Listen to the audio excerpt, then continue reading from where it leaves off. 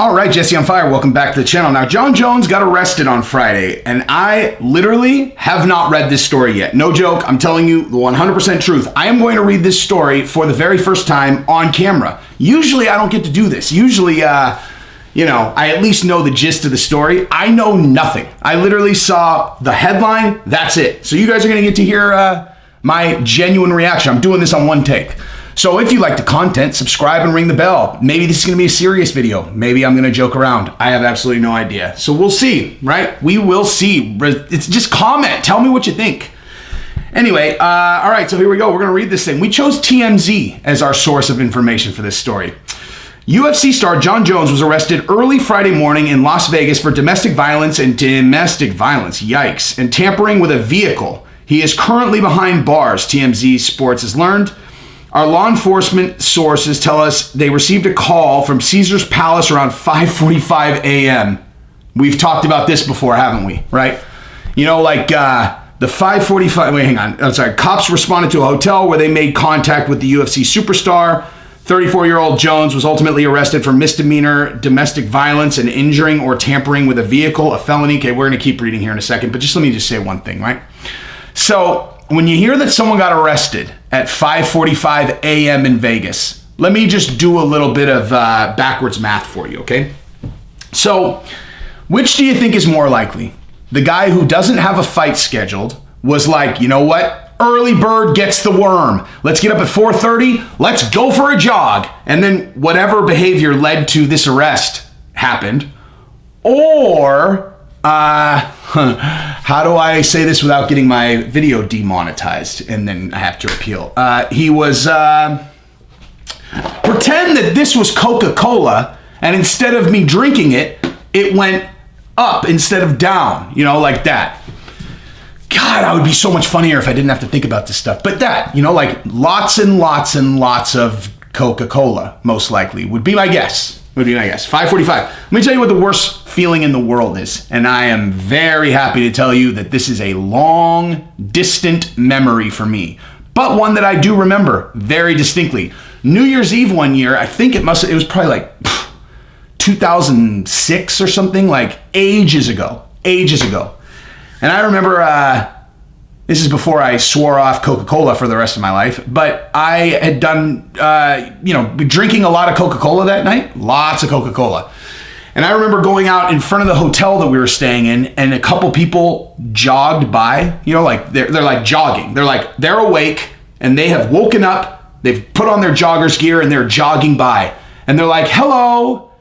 And you're like, hello. Dude, there's nothing lower than that feeling right there.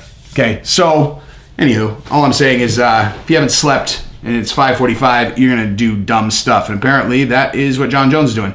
Jones is in Vegas this week because his 2013 fight against Alexander Gustafsson is being inducted in the UFC Hall of Fame. No way. It's not the first time Jones has been in trouble with the law. He's previously been arrested for DUI, among other crimes. The circumstances that led to this arrest are not yet clear. Oh man, jeez, that's not a good story, dude. Like he's actually like in town to receive an award, and instead he receives another arrest. John, if you see this, like I promise I am not trying to break your balls. Like this is probably not a good moment for you, I would imagine, but I mean, what the hell were you doing though, dude? Like domestic violence on a car? Did I read that right? Or domestic violence on charges of domestic violence and injuring and tampering with a vehicle. Okay, so let me tell you what you know what? I actually do have a story for you guys here. So a really good buddy of mine is Bruce Miller. So he's an NFL fullback. And if you're from the Bay Area, you'll remember him as the best blocking fullback in the NFL when he was on the 49ers. Also, he was a big star. He's got red hair, really, really good dude. And then he had an incident that basically blew his life apart, okay? Where he got in a fight with an old man and his son in a hotel. There was a video of him out earlier in the night where he was like blacked out drunk. You got to understand, like this is an enormous dude. He's an NFL fullback. He's huge, dude. And he was like, he could barely stand up. He could barely talk when he was out. And then apparently later that night, he went to the hotel. He was trying to get into his own room, and he wasn't in his own room. He's at some other people's room, and he got into a fight with them, and apparently he whipped their ass. And he was a felony. It was a huge deal. He got kicked out of the league for a long time. It was terrible. I felt so bad for him because he's such a nice guy.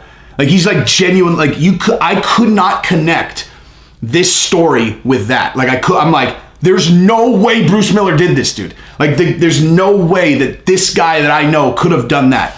And then I saw the video of him rolling around super blacked out. I was like, oh, well, I've never seen him drunk like that, so I don't know. But anyway, the relevant story relating to Bruce Miller, the way that I knew him is he was dating a girl that I knew from college and after college, whose name I won't say, but she, like, okay, so you know how there are girls that are like, you're like, wow, that girl's beautiful. And then there are girls that are sexy. And then there are girls that are pretty, cute, whatever. Like, this girl is the sexiest creature. Like, that, you wouldn't look at her and go, wow, she's beautiful. You'd look at her and go, oh my God, that is the sexiest girl I've ever seen. And not like anyway, so he was dating her, right? And I knew stories about her from like before him and her were together, like where, how would you say this? She is sexy enough that it's like it's a stove where you know the stove is hot. You know the stove is blazing hot, but you're like, you know what? I don't care. That's how hot she was. But she was crazy, like really crazy, like super, super pretend I'm pregnant when I'm not crazy. She actually, this is the relevant part of the story. So she actually said that a buddy of mine named Chris, I don't know, I should say his last name. Actually, you know what? He's doing business under another name. Guy named Chris Furster is what his name was at the time.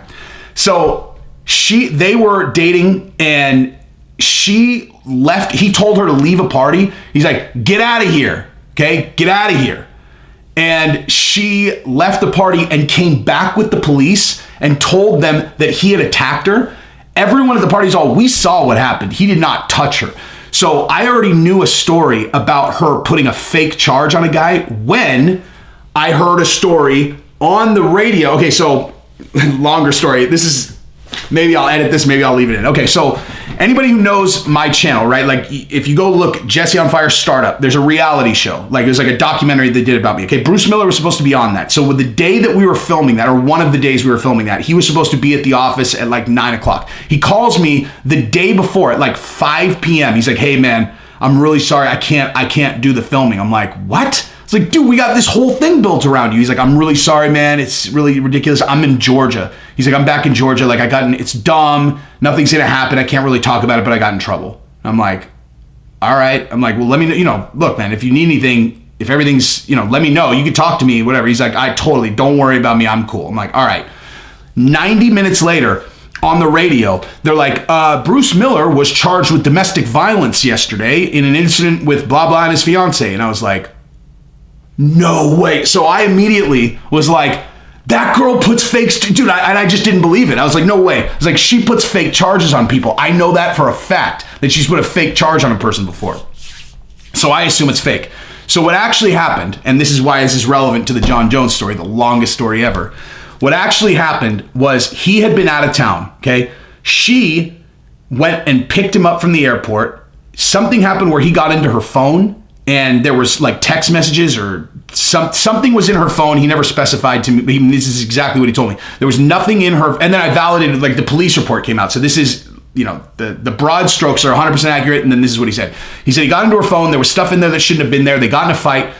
He pulled his truck over to some parking lot. They're fighting in the parking lot. He smashed her phone in the pavement and then left her there. Okay, so like the end result was he threw her phone and smashed it, and then he got in his truck and he left. And then somehow the police got there, and that was the incident, right? And they charged him with domestic battery.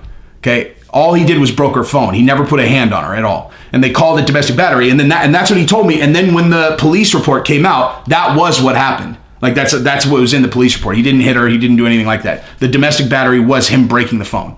So taking it back to the Jon Jones case, you know, domestic battery and, you know, whatever on a vehicle, highly possible that he smashed a girl's car would be my guess. Like, highly probable that what happened was he damaged a girl's car. He got in a fight, smashed her car. He got arrested for that, and that's what they called it. So anyway, that would be my hypothesis. Anyway, this video is long enough. If you like the content, subscribe and ring the bell. Peace.